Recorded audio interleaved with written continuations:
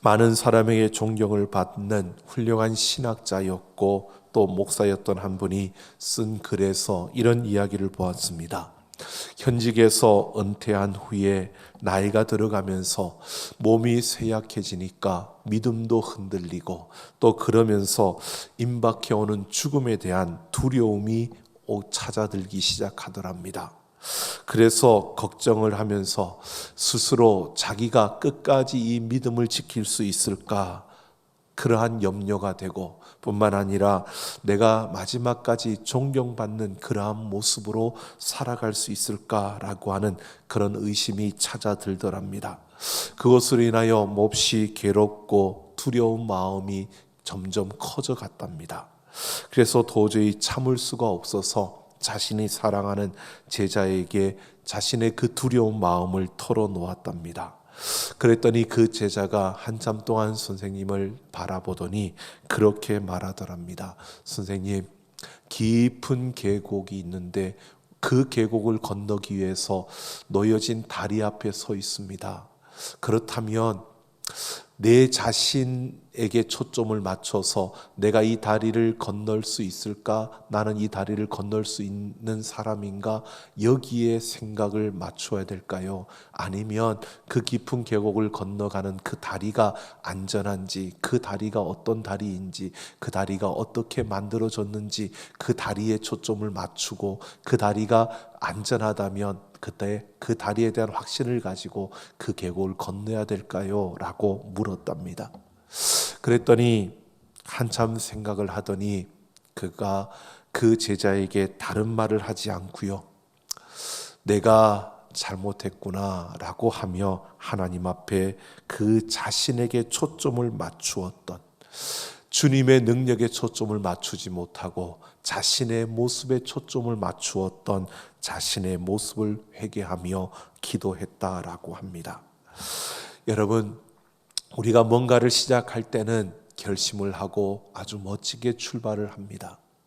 믿음 생활도 믿음을 가지고 우리가 달려갈 때 그 믿음이 견고해서 아주 힘있게 달려가는 그러한 때도 있습니다. 그런데 시간이 지나다 보면요, 또 세상에서 많은 일들을 겪다 보면 어느새 나도 모르게 그 믿음이 흔들려지는 그러한 때를 우리가 보게 됩니다.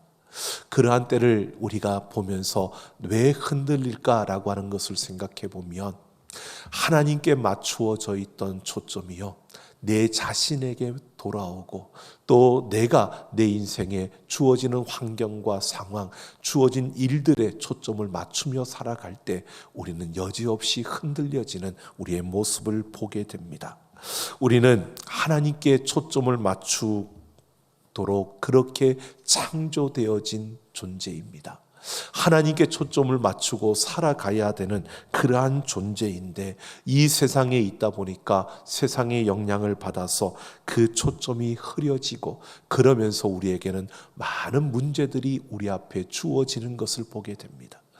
우리가 문제 때문에 우리의 초점이 흐려졌다라고 생각하는데 그게 아니라 우리의 초점이 흐려지면서 우리 인생에 많은 문제들이 찾아오게 되는 것입니다. 고린도 교회가 그러했습니다. 여러분, 우리가 세상에서 있기 때문에 세상에 많은 일들이 일어날 때 우리가 흔들릴 수밖에 없습니다. 그 영향을 받을 수밖에 없는 겁니다. 이 고린도 교회, 여러분, 이 고린도라고 하는 곳은요, 헬라 문명이 자리하고 있는 중심지였습니다. 이 고린도 교회 성도들, 그들은 자연스럽게 헬라 문명인 그리스 철학에 굉장히 큰 영향을 받았습니다. 특히 이 고린도 교회 안에 성도들 중에는요, 플라톤의 영육이론론의 영향을 받은 영지주의자들의 영향을 받은 자들이 그 안에 함께하고 있었습니다. 그래서 그들은 철학적인 지식에 집중하고 철학적인 지식을 드러내고 그것으로 이렇게 이야기를 하다 보니까 그들 안에 이 혼란스러운 분열의 문제가 신앙의 본질을 놓치고 비본질적인 것에 그들이 집중하게 되는 이런 문제가 그들 앞에 펼쳐진 것입니다. 그래서 이 고린도 교회의 이런 분열의 문제, 이 근본적인 본질을 놓쳐버린 그들의 모습을 바라보는 바울이 그들을 향해서 오늘 이 본질을 놓치지 않기 위해서는 하나님의 지혜가 필요하다고 그들에게 말하고 있습니다. 오늘 바울이 전하는 하나님의 지혜에 대해서 우리가 함께 살펴보면서요, 코로나 바이러스로 인해 참 어수선하고 복잡해진 시대, 참으로 불확실한 시대라고 모두가 그렇게 인정할 수밖에 없는 그런 이 시대 한복판에 서 있는 우리들의 그 걸음 속에서 우리의 본질을 놓치지 않고 우리가 달려가기 위해서 우리가 붙잡아야 할 하나님의 지혜가 무엇이고, 또 그렇게 살아가기 위해서 우리는 어떻게 살아가야 하는지, 우리가 신앙의 본질을 놓치지 아니하고 끝까지 승리하는 그 삶을 위해서 우리는 어떻게 해야 하는지 함께 살펴보려고 합니다. 오늘 1절 말씀을 보면 바울이 이렇게 말합니다. 말과 지혜의 아름다운 것으로 아니하였다라고 말합니다. 바울이 하나님의 증거를 그들에게 전하면서 말과 지혜의 아름다운 것으로 하지 않았다라고 하는 것은요, 그가 말하고 있는 여기에서 말과 지혜라는 것이 철학적인 개념의 바로 로고스와 소피아를 말하고 있는 겁니다. 그러니까 바울은 이렇게 말하고 있는 겁니다. 너희가 중요하게 여기는 그 철학적인 지식, 그 철학적인 사고의 깊이를 더한다고 해서 너희가 근본적인 생명을 알 수 있는 것이 아니라는 것을 말하고 있는 것입니다. 그래서 2절을 보면 바울은 극단적으로 이렇게 말하고 있는 겁니다. 내가 너희 중에서 예수 그리스도와 그가 십자가에 못 박히신 것 외에는 아무것도 알지 아니하기로 작정하였다라고 말합니다. 바울이 지금 말과 지혜, 세상의 그러한 지식과 철학적인 깊은 사고, 이런 것들이 필요 없다라고 말하는 것이 아닙니다. 바울도 누구 못지않게 그 헬라 철학의 깊이를 알고 있었고, 그는 로마의 법도 깊이 알고 있었을 뿐만 아니라 그는 유대교의 율법도 참으로 능통한 자였습니다. 그가 모든 그러한 세상의 지식과 세상의 그러한 교양과 그러한 모든 것을 갖추고 있었지만, 그가 말하는 것은요, 그러한 지식으로는 하나님의 능력인 예수 그리스도와 그 십자가의 깊은 의미를 알 수 없다는 것입니다. 그래서 3절에서 바울이 이렇게 말하는 겁니다. 내가 너희 가운데 거할 때 약하고 두려워하고 심히 떨었노라 라고 말합니다. 바울이 고린도의 도시로 들어가서 이 복음을 전하려고 할 때 바울의 마음속에 두려움이 있었다는 겁니다. 그것은 고린도에서 세상의 지식으로는 이해할 수 없는 예수 그리스도와 그 십자가를 전하려고 할 때 두려움이 느껴졌다는 겁니다. 왜? 세상의 지식으로는 예수님의 그 십자가를 이해할 수 없고 예수님의 그 영원한 생명을 이해할 수 없는데, 그들에게 이 복음을 전한다는 것이 바울에게는 두려움이었다는 것입니다. 실질적으로 사도행전 18장 9절 10절을 보면 바울이 고린도에 들어가서 복음을 전하려고 할 때 바울에게 이런 두려움이 있었음을 말해줍니다. 그래서 그 두려움을 아시는 주님께서요, 그 환상 중에 바울에게 이렇게 말씀하십니다. 바로 두려워하지 말며 침묵하지 말고 말하라. 내가 너와 함께 있음에 어떤 사람도 너를 대적하여 해롭게 할 자가 없을 것이니 이는 이 성 중에 내 백성이 많음이라 라고 말합니다. 바울이 두려워하고 있을 때 하나님께서 환상 중에 두려워하지 말고 복음을 말하라고 바울에게 말씀해 주신 겁니다. 그래서 바울이 고린도에 이 복음을 전했다는 것입니다. 그 힘을 얻고 오늘 4절을 보면 그 주님을 의지하고 바울은 사람들의 호기심을 불러일으킬 만한 지혜의 말을 사용하지 않고 성령의 나타나심과 능력으로 복음을 전했다라고 말합니다. 바울은 사람들이 듣기 좋아하는 소리를 하지 않았다는 겁니다. 바울은 사람들이 듣고 싶은 이야기를 해준 것이 아니었다는 겁니다.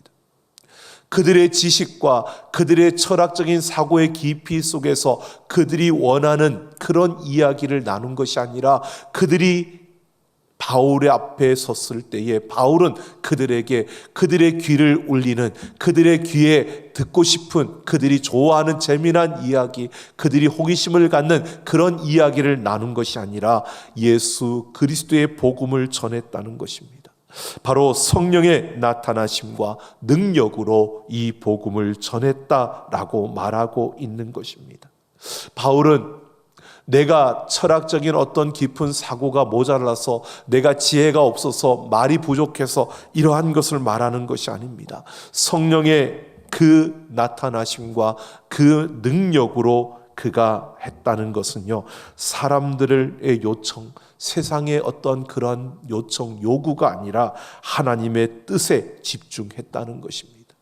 그래서 오직 복음만을 전했다는 것입니다. 하나님의 뜻에 따라서 오직 예수 그리스도의 십자가와 그 예수 그리스도의 부활을 전했다는 것입니다. 그러니까 그들이 알아듣든 알아듣지 못하든 이것을 전하면 저들이 알아들을 수 있을까 걱정하며 염려한 것이 아니라, 바울은 성령의 그 인도하심을 따라, 성령의 그 역사하심을 따라 오직 예수 그리스도와 그 십자가를 그들에게 전했다는 것입니다.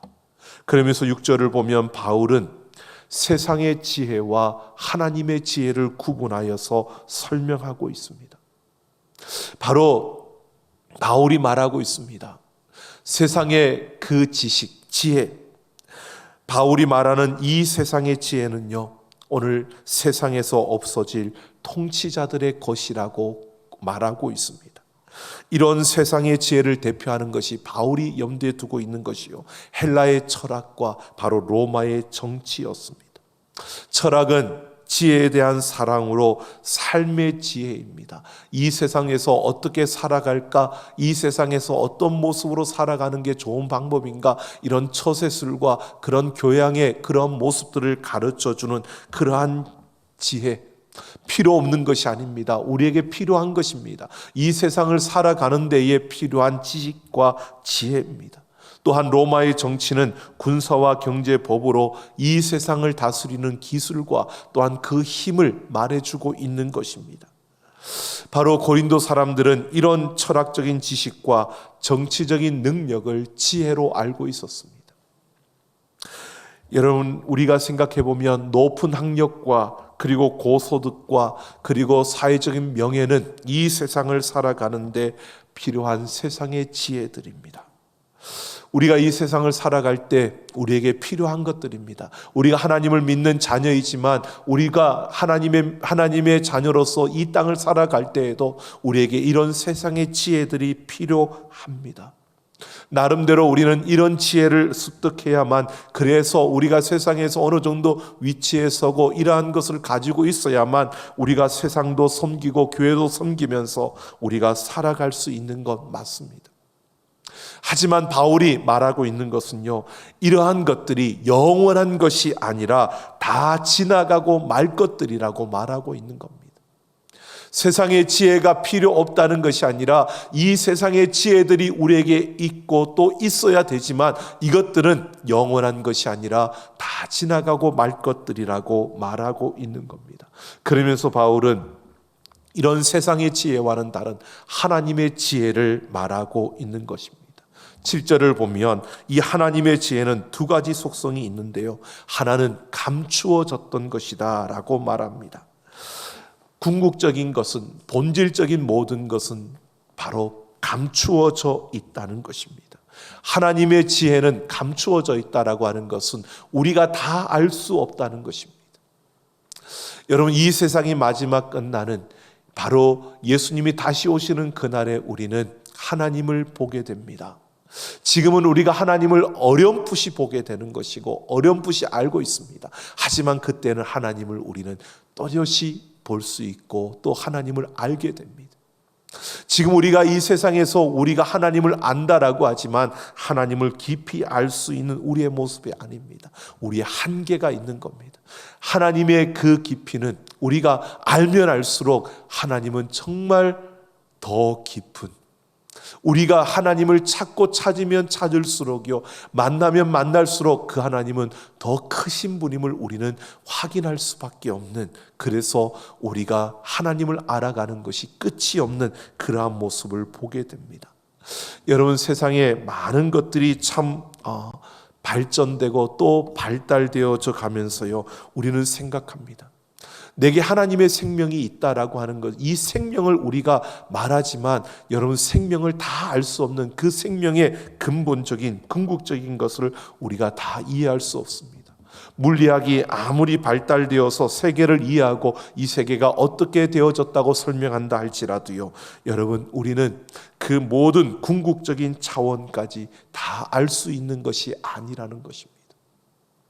얼마나 발전되었는지요. 이번 주에도 제가 뉴스를 보면서 놀란 것이, 어느 한 분이 자신의 그 몸을 기증하고 그렇게 운명하셨는데, 그 몸을 보통 보면 우리 장기를 이식을 하는데요, 이번에는 이 손을 이식한, 세브란스 병원에서 손을 이식한 그 경우를 했는데 30몇 시간을 수술을 해서 이 혈관과 모든 걸 다 이어가지고 이 손이 없던 분에게 손을 만들어준 그 기사를 보았습니다. 보면서 참 놀랍다.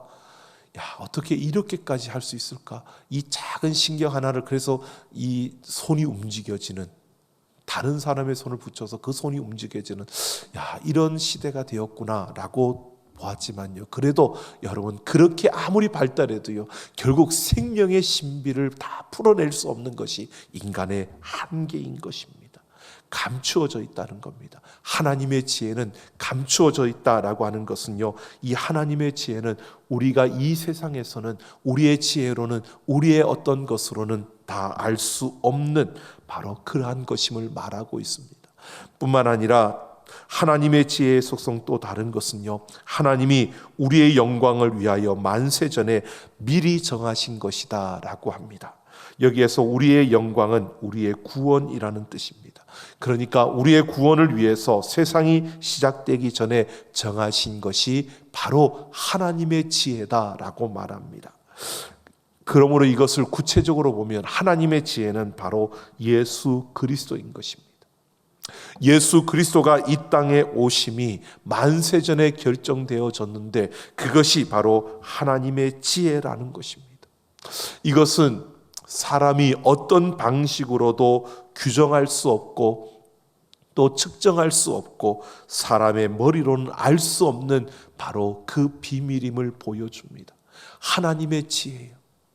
예수님이 이 땅에 오셔서 우리를 위해서 십자가에서 죽어주시고 우리를 구원하시는 그 놀라운 것을 창세전에 미리 정하신 그 하나님의 지혜, 우리는 어떻게 그렇게 될 수 있을까? 우리의 머리로는 도저히 이해할 수 없는 그 역사를 바로 하나님의 지혜라고 말하고 있습니다. 그래서 바울이요 8절에서 말합니다. 세상의 통치자들이 한 사람도 알지 못해서 결국은 예수님을 십자가에 못 박았다는 것입니다. 예수님을 십자가에 못 박기 위해서 유대 종교 지도자들과 로마의 정치 지도자들이 손을 잡은 것입니다. 당시에 그들은 생각했을 것입니다. 세상의 질서를 위해서 이것이 가장 선한 방법이고 최선의 방법이라고, 이것이 정의라고 생각했던 것입니다. 하지만 하나님의 지혜를 모르는 그들에게는 그것이 정의이고 최선이었습니다. 최고였습니다. 하지만 분명히 그것은 어리석음이었음을 우리는 알고 있습니다. 여러분, 감추어졌던 것이기 때문에 세상에 아무리 뛰어난 정치를, 그리고 세상에 아무리 뛰어난 지혜를 가지고 있는 자들도요, 하나님의 지혜를 모르는 사람들은 다른 선택의 여지가 없는 것이었습니다. 그래서 세상과 사람들은 감추어진 하나님의 지혜를 알 수 없는 것입니다. 우리도 하나님의 지혜를 알 수 없는 자들이었습니다. 그런데 오늘 바울이 10절에서 말합니다. 하나님이 성령으로 이것을 우리에게 보이셨으니 성령은 모든 것 곧 하나님의 깊은 것까지도 통달하시느니라 라고 말합니다. 여러분, 우리가 하나님을 알 수 있는 것, 예수님이 우리의 구원자임을 알 수 있는 것, 여러분, 우리의 지혜로, 우리의 경험으로, 우리의 지식으로 알게 된 것이 아닙니다. 성령께서 우리에게 가르쳐 주시고 우리에게 깨닫게 해주신 줄로 믿습니다.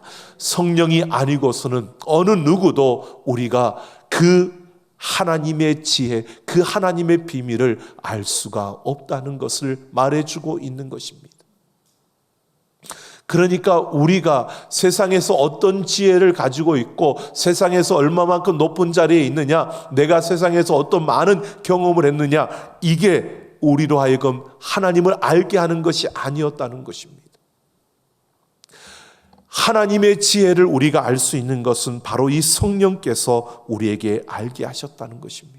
성령으로 보이셨다라고 하는 것은 성령님이 알게 하셨다는 것이고요. 그러면서 바울은 우리는 세상의 영이 아니라 하나님으로 돈 영을 받았기 때문에 하나님의 지혜를 알 수 있다는 것을 말하고 있습니다. 오늘 분명히 우리에게 이런 사실을 보여주고 있습니다. 우리가 이 세상에 있지만 우리는 하나님의 영인 성령님을 통해서 하나님의 지혜, 그 하나님의 비밀을 볼 수 있게 되었고, 우리가 완전히 알 수는 없지만 우리는 그 성령님의 인도하심과 깨닫게 하심을 통해서 하나님의 지혜를 우리는 알고 또 그 지혜를 깨달으며 우리는 이 세상을 살아갈 수 있게 되었다는 것입니다. 그래서 우리가 이 세상 속에서 신앙의 본질을 놓치지 아니하고 우리가 하나님께 초점을 맞추고 살아가는 그 방법은요, 다른 것이 아니라 성령의 충만함을 입고 성령의 인도하심을 따라 예수 그리스도의 그 십자가를 바라보며 예수님과 함께 살아가는 삶을 살 때 우리는 이 본질을 놓치지 않고 살아갈 수 있다는 것을 말해주고 있는 것입니다. 그래서 우리는 성령의 그 깨닫게 하심을 통해 예수 그리스도를 붙들고 그 예수님을 더 깊이 알아가는 우리의 걸음을 통해서요, 우리는 이 세상 속에서도 하나님의 나라를 살아낼 수 있고 하나님께로 더 가까이 나아가는 그 걸음을 통해서 우리의 본질을 놓치지 않을 수 있다는 것입니다. 여러분, 아무리 복잡하고 또 세상이 우리에게 많은 것을 요구하고 또 세상 속에서 참 혼란스러운 많은 일들이 일어나더라도요, 우리가 걸어가야 하는 그 길은 성령의 인도하심을 따라 성령님과 함께 예수님을 더 깊이 알아가는 이런 삶을 살아가는 우리가 되기를 예수님의 이름으로 축원합니다. 그래서 날마다 우리는 성령의 도우심을 구하며 예수님을 알아가야 합니다. 여러분, 복잡하고 많은 일들이 우리에게 펼쳐집니다. 그러나 그 복잡하고 분주함 속에서도 우리가 예수님을 알아가는 그 삶을 멈춘다면, 성령님의 인도하심을 따라 얘가 예수님께로 더 가까이 나아가는 그 걸음을 멈춘다면 우리의 삶은 혼란스러워질 수밖에 없고요, 우리의 걸음은 문제 속에 휩싸일 수밖에 없다는 것입니다. 오늘 우리는 성령의 충만함을 입고 예수 그리스도를 알아가는 그 삶이 우리가 살 길이고 우리의 본질을 놓치지 않고 이 땅 가운데서 살아갈 수 있는 길임을 기억하며 날마다 성령의 인도하심과 충만함을 구하며 예수 그리스도를 더 깊이 알아가는 우리 모두가 되기를 예수님의 이름으로 축원합니다.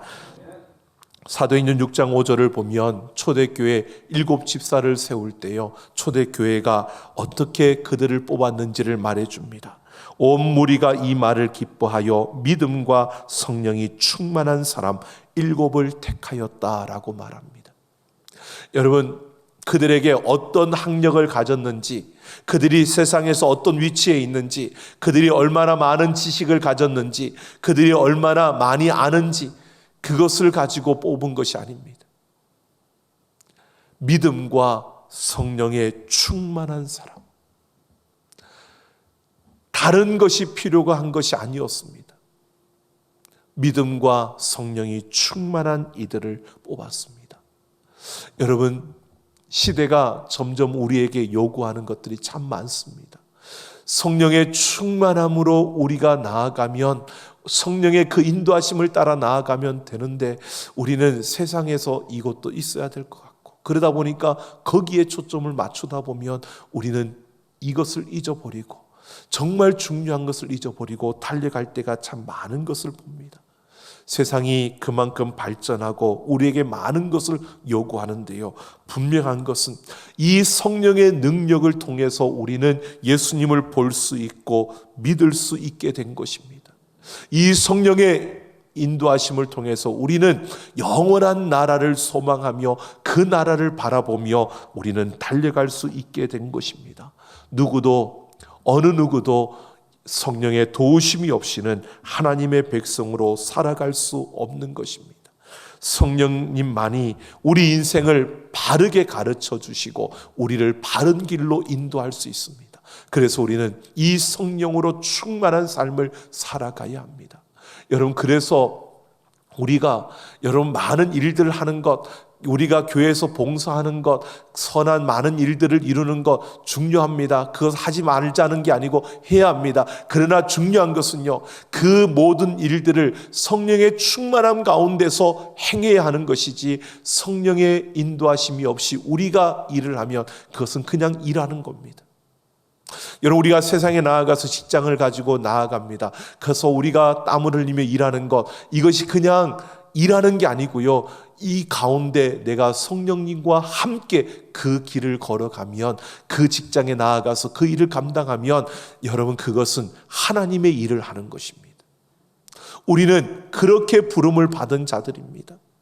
여러분, 우리는 세상 가운데 나아가서 우리의 일을 하고 세상의 일을 하는 것이 아니라 우리는 하나님의 일을 하는 것입니다. 근데 그 하나님의 일이 꼭 목사가 되고 장로가 되고, 아니 교육자가 되어서 교회 일을 하는 이것만이 하나님의 일이라고 생각하면 안 됩니다. 교회 일을 하는데도요, 하나님의 일을 하지 않고 자기 일을 하는 이들도 있습니다.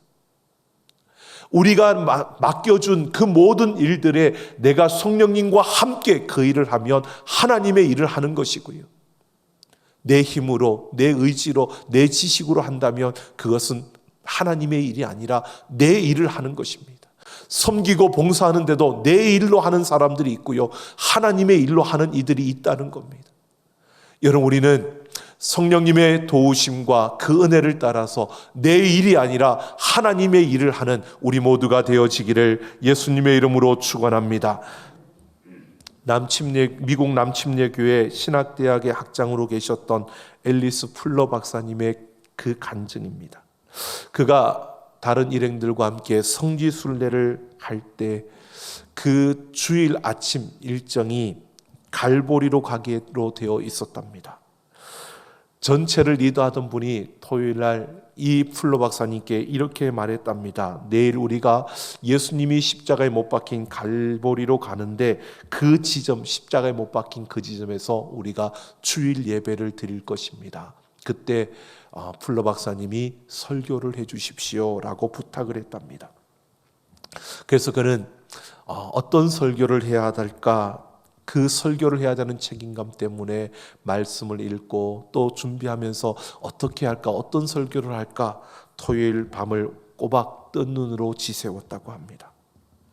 어떤 말씀을 전할까, 어떻게 내가 설교를 할까 막 그렇게 고민하고 또 성경을 읽고 이렇게 준비하는데요, 도무지 생각이 나지 않더랍니다.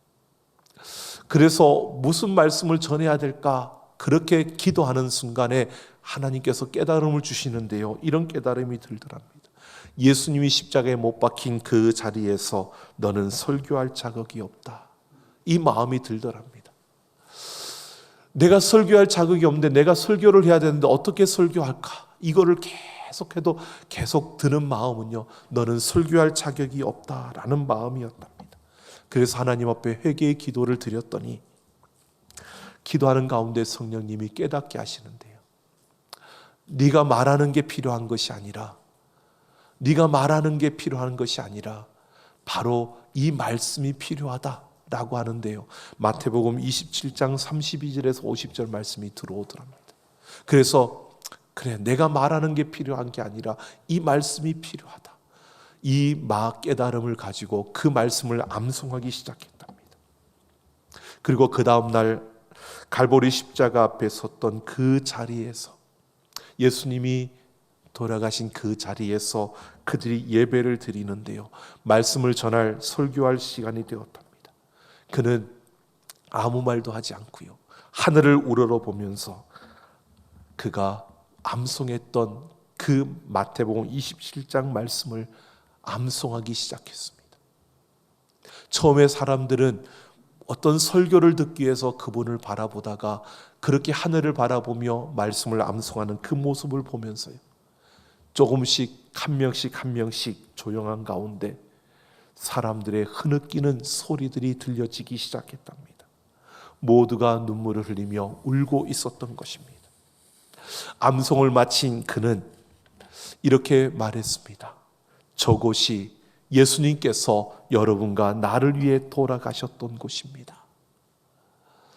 그 말씀을 다 끝나고 그가 조용히 그 마음에 찾아드는 찬송, 주 달려 죽은 십자가, 그 찬양을 부르는데요, 한 명씩 같이 함께 찬양을 부르고요, 그러면서 그들이 모두가 눈물로 그 십자가의 주님을, 그 십자가에서 보여주신 예수님의 사랑을 깨닫고 자신들이 그 예수님께 삶을 드리겠노라고 기도하는 시간을 가졌다고 합니다. 그러면서 이 플러 박사님이 이렇게 말합니다. 내가 어떤 설교를 할까 막 고민하고 준비하려고 했는데 성령님은 나에게 정말 최고의 그 말씀을 주셨다는 겁니다. 여러분, 우리가 이렇게 살아갈 때가 있습니다. 내가 무엇을 해야 될까? 내 생각으로 뭔가를 하려고 하다 보면 그것은 나의 일이 되는 것이고요, 성령님의 인도하심을 따라 나아갈 때 이렇게 해도 될까?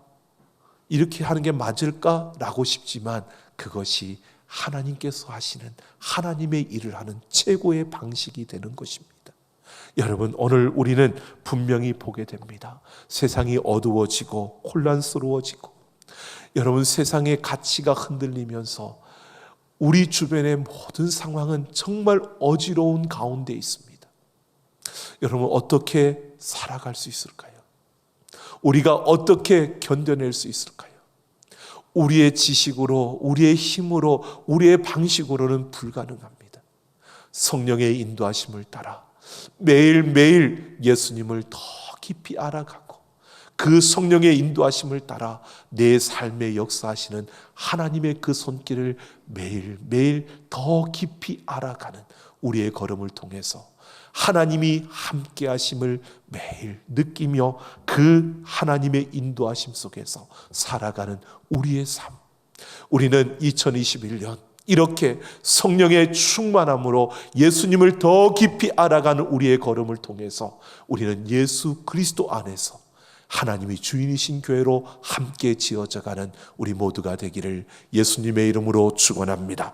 우리 함께 찬양하겠습니다.